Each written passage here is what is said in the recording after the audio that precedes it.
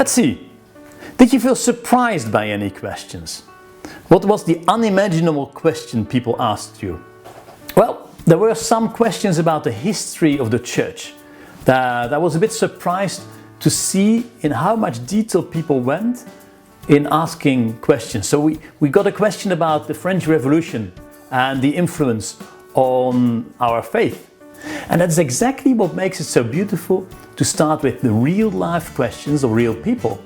Because in the end, we've got a whole collection of questions that help to continue to think about the faith at every moment. It doesn't mean that we have to speak about the French Revolution at every time, but it can be a catalyst of looking at various aspects of the faith that we usually don't look at.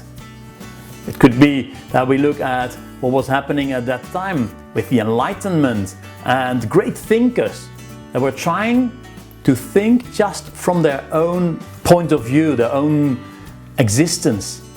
So there's many ways of looking at questions, and a lot of material came into existence simply because people brought it forward.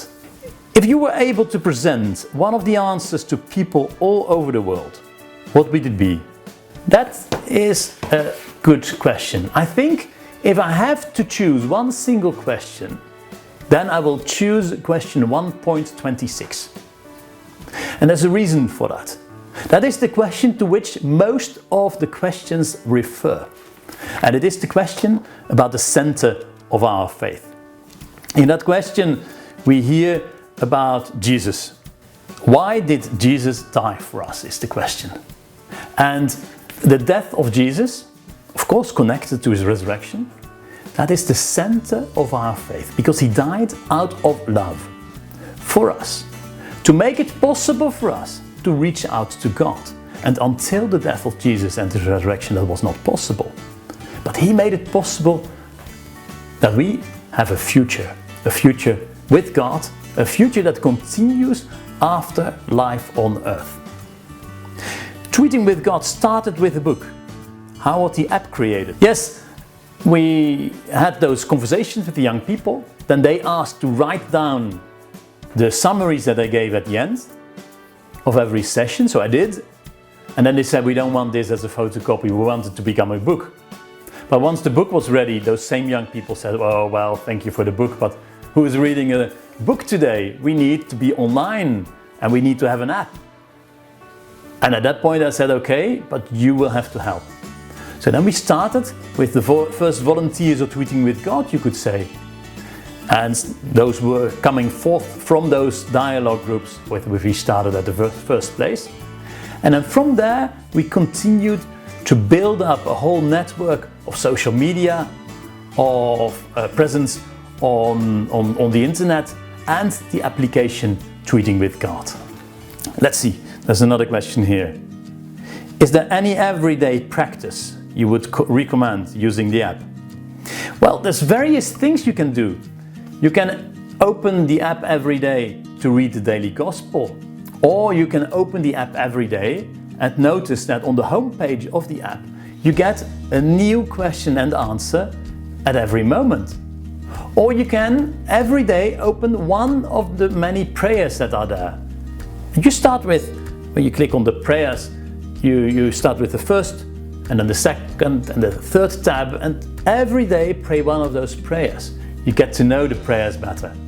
Or you can make it a habit of opening the book, maybe at random, and then say, okay, I'm going to read this question. If you had it yesterday, you just do it again. And then that question you can scan using your app and read the answer online. In that way you get a little bite of your faith every day, and that will help you grow. And the whole thing about our journey with God is that we hope to grow every day a little bit. And in that sense the app can help you to do so. Have you ever celebrated Mass using the app?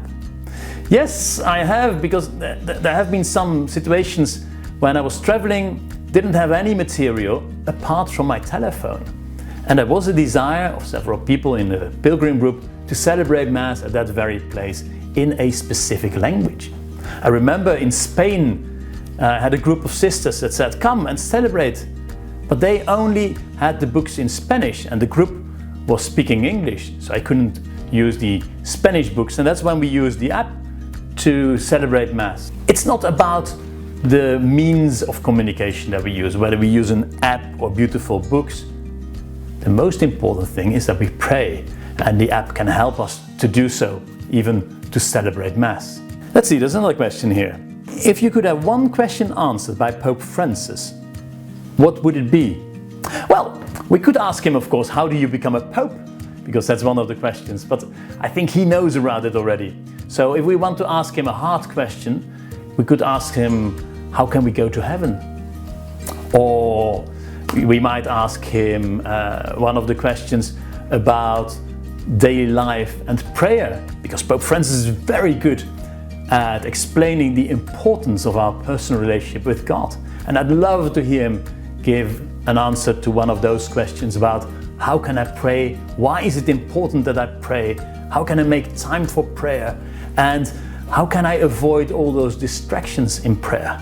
Thank you very much for joining us at this moment, and keep searching, keep asking questions, not only to me, but especially to yourself and God. May He bless you and keep you. Thank you.